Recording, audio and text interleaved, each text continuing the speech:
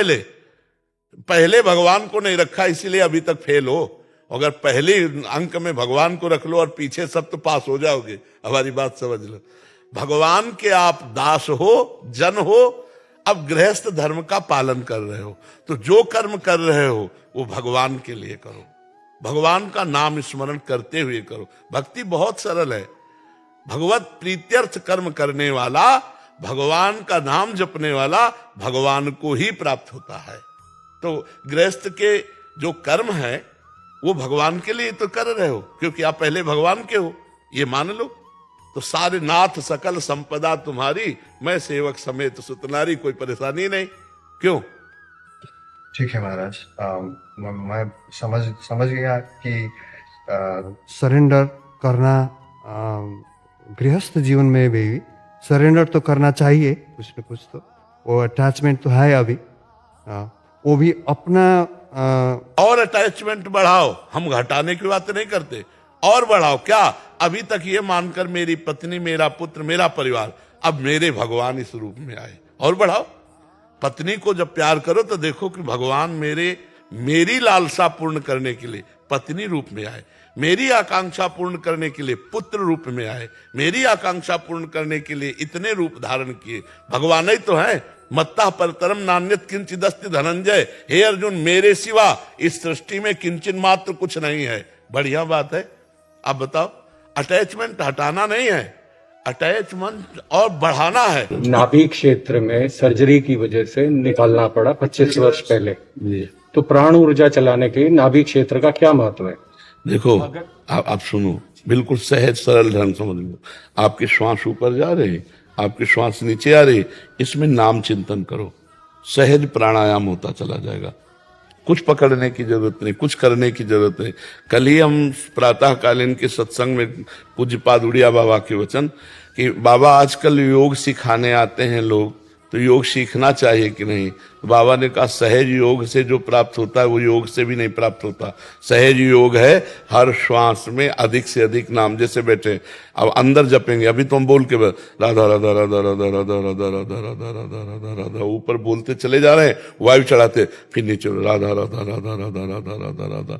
ये सहज योग है। इसमें सब जो प्राणायाम करने पर प्राणवायु का संशोधन होकर प्राण सूक्ष्म होता है, षट चक्र का भेदन करता है, सब अपने आप हो जाता है। आप निश्चिंत रहिए, केवल नाम चलाइए और समदर्शिता पर दृष्टि रखिए। फिर क्या है? फिर तो सारी बात बन गई। हाँ, फिर सारी बात बन गई। अब बस ये है कि ये आकर्षण जो माया है, इससे बचना है। काछ वाछ मन निश्चल राखे, धन धन जननी तेरी रे। जवान का पक्का, लंगोटी का पक्का और मन का पक्का। गोस्वामी तुलसीदास जी कह रहे हैं, सत्य वचन, आधीनता, परतीय मात समान, इतने पे हरि ना मिले तो तुलसीदास जवान। किसी माता बहन की तरफ गंदी दृष्टि न हो और भगवान का नाम, सत्य वचन, भगवान का नाम निरंतर चल रहा हो और अधीन भगवान के हो, सब हो जाता है। देखो, योग का भी साधन किया है। जब हम नैष्ठिक ब्रह्मचर्य में थे तो जो प्राणायाम के द्वारा सामर्थ्य मिलती है, जैसे सर्दी गर्मी, इन द्वंद्वों से, बाहरी जो प्राकृतिक द्वंद्व है और आंतरिक द्वंद्व है, दोनों से, तो बाहरी द्वंद्व तो सह जाते थे प्राणायाम के द्वारा। प्राणायाम अगर खींच करके 90 प्राणायाम करते थे ना, तो भीषण सर्दी में भी गर्मी लगती थी, ऐसा था, तो क्योंकि यौवन अवस्था थी। लेकिन आंतरिक द्वंद्वों के सहने के लिए सामर्थ्य वो भगवान की कृपा से प्राप्त ज्ञान से होती है। नहीं, बड़े बड़े, देखो चांगदेव नाम के एक योगी थे, 1400 वर्ष तक वो जीवित रहे।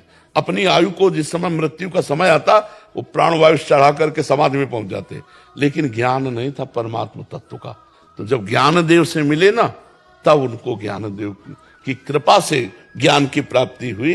तो हमें लगता है कि अगर हम नाम, जब देखो भगवान कह रहे हैं, तेसाम सतत युक्ता नाम भजताम प्रीति पूर्वकम तो ददामि बुद्धि योगम तम येन माम उपया। मैं तुम्हें बुद्धि योग प्रदान। भगवान जब बुद्धि योग दे देंगे तो सब योग की पूर्ति हो जाएगी। ठीक है ना? आप नाम में अधिक से अधिक आराम, जैसे आराम मुद्रा में बैठे हैं,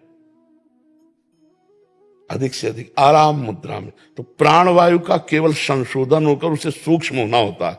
और जहां सूक्ष्म हुई तो सुषमना मार्ग खुल जाता है। ऑपरेशन से सुषमना मार्ग थोड़ी कोई निकाल सकता है। तो सुषमना मार्ग संचारी, जे ही सुषमना मार्ग का संचरण हुआ तो सारी सामर्थ्य जागृत हो जाती है।